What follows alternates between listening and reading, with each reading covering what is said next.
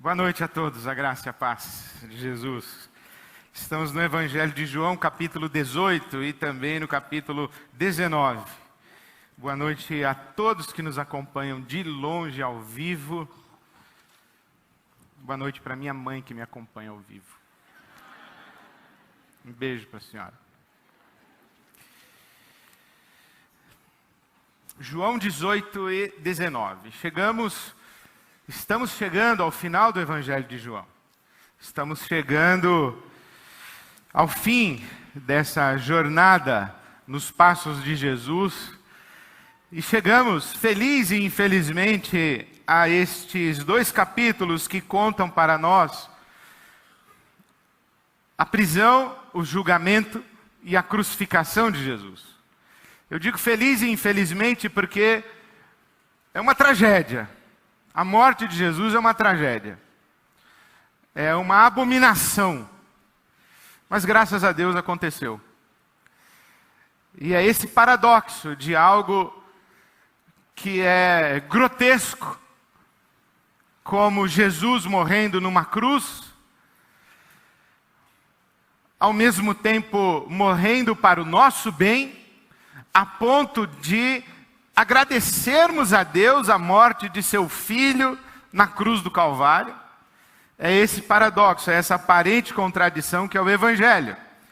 E com esse paradoxo e com essa aparente contradição, há muitos outros paradoxos e contradições, ou quase contradições, ou aparentes contradições, dependendo da maneira como você quiser compreender. Porque a morte de Jesus foi uma tramóia, foi um conluio entre as autoridades religiosas judaicas e as autoridades políticas romanas. Se você tem a sua Bíblia aberta, você vê que quando Jesus é levado pelas autoridades religiosas a Pilatos, o governador romano, na Judéia e ali na Palestina ocupada como colônia romana, o governador recebe Jesus como um criminoso, mas não vê em Jesus crime algum.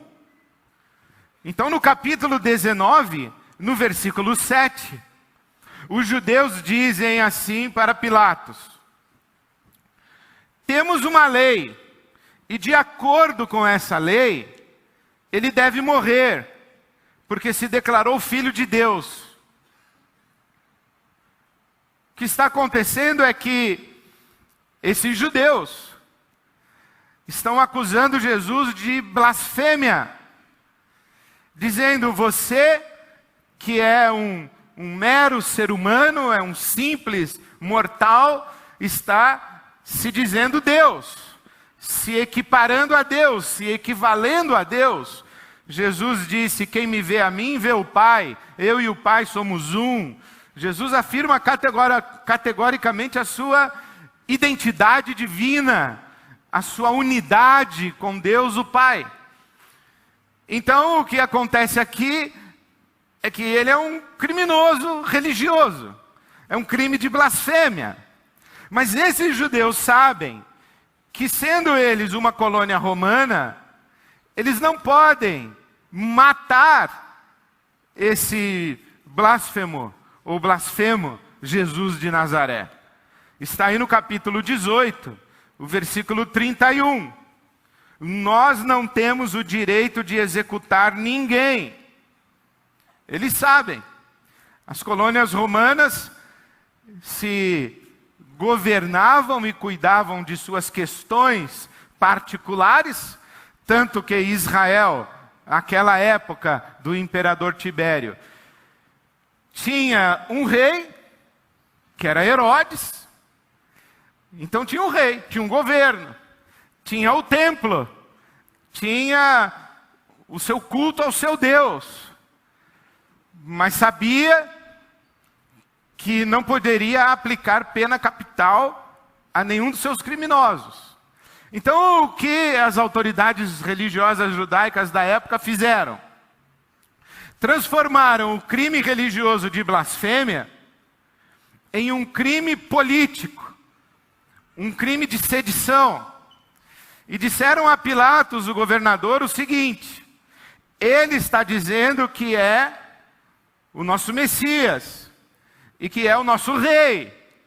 E se é verdade isso, nós teremos que nos submeter a ele e dizer não a César, ao imperador romano.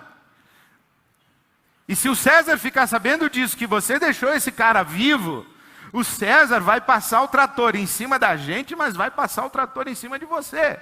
Então Pilatos diz: eu não vejo nele crime algum, como vocês estão dizendo. Não acredito que ele esteja reivindicando ser o rei dos judeus. Mas ok, então é ocasião da Páscoa e eu tenho o hábito de soltar um prisioneiro durante a Páscoa, as festividades da Páscoa de vocês. E vocês escolhem quem vocês querem que eu solte. Esse Barrabás, um criminoso comum, um sujeito aí que roubou umas galinhas, ou esse Jesus que vocês querem matar? Vocês querem que eu solte quem? A turma disse: solta Barrabás. E com Jesus o que eu faço? Crucifica-o. E foi o que o Pilatos fez. Lavou as mãos dizendo: eu vejo que esse sangue é inocente, portanto eu lavo as minhas mãos, não quero responsabilidade nesse sangue, mas como é a vontade de vocês, é um problema de vocês, eu vou encaminhá-lo para a crucificação. Jesus passou por um julgamento muito manipulado. Ele foi preso na calada da noite, foi julgado às escondidas, com o sinédrio convocado de última hora, ou o sinédrio já esperando para julgá-lo à noite, e muitos membros do sinédrio sequer ficaram sabendo da convocação do sinédrio, porque conseguiram pegar Jesus de noite. E então Jesus é jogado de um lado para o outro. Ele é preso pela guarda do templo quando está lá no Getsêmani. É levado para Caifás, o sumo sacerdote anterior, sogro de Anás, o atual sacerdote, sumo sacerdote. Depois é encaminhado a Herodes, o rei. O rei encaminha para Pilatos, o governador romano. O governador romano Pilatos devolve para Herodes. Herodes devolve para Pilatos. E Pilatos entrega Jesus à cruz. Quem faz uma leitura do Evangelho de João, e é uma leitura meramente histórica, faz a leitura dos fatos, imagina que Jesus está sendo jogado de um lado para o outro como uma vítima inocente e indefesa, e que fazem dele gato e sapato, manipulam-no e manipulam sua identidade, sua história, seus propósitos, e convenientemente promovem a sua crucificação. É verdade que as autoridades judaicas, algumas delas, devem realmente ter acreditado que estavam fazendo a vontade de Deus, mas aqui há um conluio e uma manobra entre as autoridades políticas romanas e a autoridade religiosa judaica, e Jesus é jogado de um lado para o outro. Mas se nós olharmos de maneira mais atenta essa narrativa do Evangelho de João, e à luz inclusive de tudo que Jesus tinha dito a seu respeito antes de chegar até aqui, ou antes de chegar nesse momento de ser preso no Getsêmani, nós vamos perceber que ele é senhor absoluto da situação, que ele não é uma vítima indefesa, que ele não é alguém jogado de um lado para o outro, manipulado ao prazer e à conveniência de quaisquer forças e poderes. Ele é um sujeito no ápice ou no máximo da sua lucidez, dono de si, dono do seu destino, dono da sua história, no controle de todas as personagens envolvidas na sua prisão, no seu julgamento, na sua crucificação e na sua morte. Ele olha de cima para baixo para todos eles, não se intimida diante de nenhum deles, não se confia a nenhum deles, sabe perfeitamente o que está acontecendo, se submete ao que está acontecendo, não como quem se submete às autoridades que fazem dele um joguete para seu julgamento conveniente, mas se submete submetendo-se a Deus o Pai, e deixa muito claro para todo mundo que está fazendo isso porque quer e porque acredita ser essa a vontade do seu Pai, que está no céu. Começa já no capítulo 18, quando ele é preso. É muito interessante. Jesus está no Getsêmani com seus discípulos, então chegam os guardas do templo e vão para prendê-lo, e Jesus não se esconde, não foge, não se explica, pelo contrário, Jesus se levanta aí no capítulo 18. Se diz então que Jesus se levanta, vai ao encontro dos guardas e diz: vocês vieram procurar por quem? Por Jesus de Nazaré. Falou: pois eu sou. E essa afirmação, sou eu sou, é exatamente a mesma fala de Deus com Moisés, eu sou, e é uma fala de tamanha majestade, de tamanha autoridade, de tamanha grandeza, de absoluto significado, que diz a palavra de Deus no capítulo 18, o versículo 6, que quando Jesus pronuncia eu sou, os guardas recuam e desabam ao chão. Quem está no controle? Os guardas? Não. Jesus. Capítulo 18. Jesus pergunta novamente: vocês vieram em busca de quem? De Jesus. Falou: então, sou eu, já falei. Vocês estão esperando o quê? Mas ele então, Jesus diz assim: se vocês vieram por minha causa, deixem os meus discípulos, levem somente a mim. Eu sei que vocês tramaram, mas leva somente a mim. E isso ele faz para que se cumpra a promessa de que ele não perdeu nenhum dos seus. Novamente, quem está no controle? Jesus. Pedro então, quando disse: eu não vou negar o Senhor nunca, puxa da sua adaga, vai para cima de um soldado, o Malco, e então arranca-lhe uma orelha. E Jesus fala: parou Pedro, parou, não é assim. Eu tenho que beber esse cálice que o meu pai me deu para beber, não faça isso. Quem está no controle? Os guardas? É Jesus. Levam Jesus para Caifás.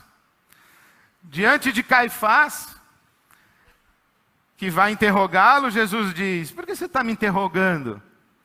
Tudo o que eu falei às claras, no templo, nas sinagogas, nas ruas, nas praças, falei de um monte de jeito, fiz um monte de sinais, contei um monte de histórias, resgatei todos os símbolos possíveis da história de Israel para falar de mim, falar a meu respeito.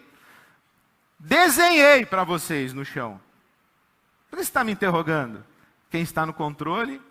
O sumo sacerdote? Não, é Jesus. Levam-no para Anás, o sumo sacerdote de ocasião. Jesus fica em silêncio. Levam-no para Pilatos. Pilatos pergunta: você é o rei? Aí no capítulo 18,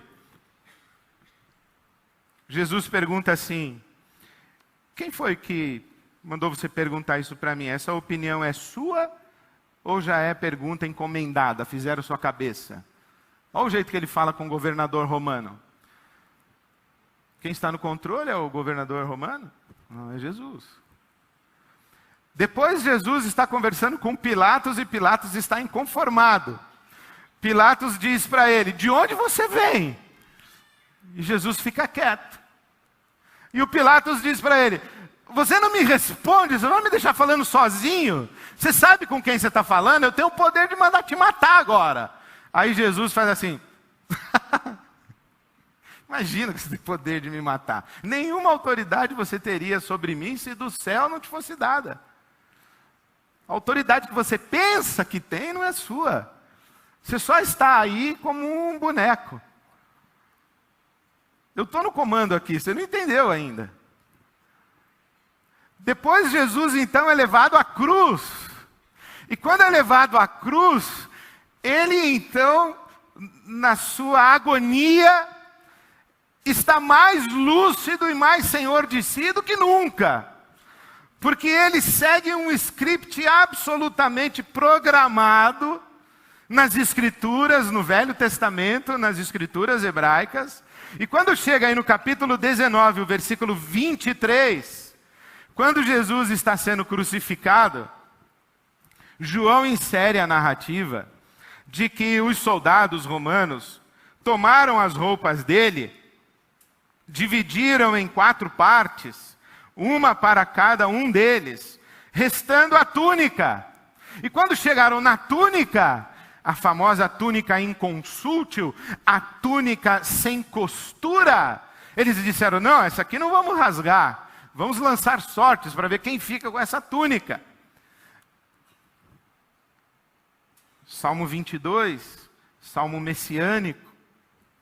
E o que significa Jesus se deixar prender, se deixar levar à cruz, vestindo uma túnica sem costura? Significa deixar-se prender, vestindo-se como sumo sacerdote. A túnica sem costura era a túnica do sumo sacerdote. E aqui é o máximo do paradoxo, porque Jesus é ao mesmo tempo o cordeiro que está sendo sacrificado e o sacerdote que sacrifica o cordeiro.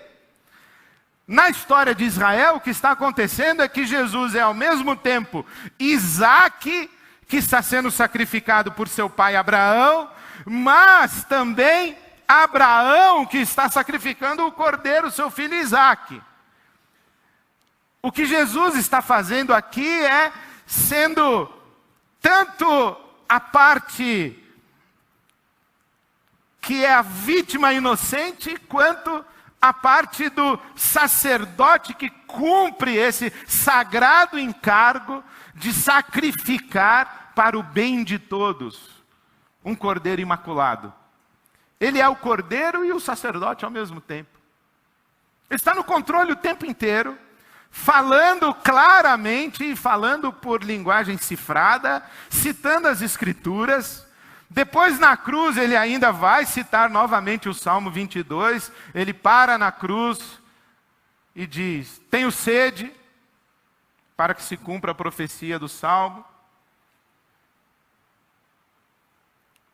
Depois ainda o Salmo segue dizendo que nenhum dos seus ossos foi quebrado, e ele foi traspassado, para que se cumprisse a Escritura que dizia, foi contado entre os malfeitores, nenhum dos seus ossos foi quebrado, Salmo 22. E entre os malfeitores estava aquele que fora traspassado. E o soldado espeta-lhe uma lança do lado, o mesmo lugar onde depois Tomé vai colocar o seu dedo, para ver se era Jesus mesmo. Quem olha sem muito cuidado, pensa que Jesus é um fraco, jogado de um lado para o outro pelos poderes e pelas forças de ocasião, e manipulado pelas nossas conveniências humanas. Mas quem olha por outro lado, consegue perceber que a morte de Jesus cumpre um propósito eterno de Deus, um propósito que ele mesmo, Jesus, estava absolutamente consciente. No capítulo 12 do Evangelho de João, que nós já passamos, Jesus diz assim,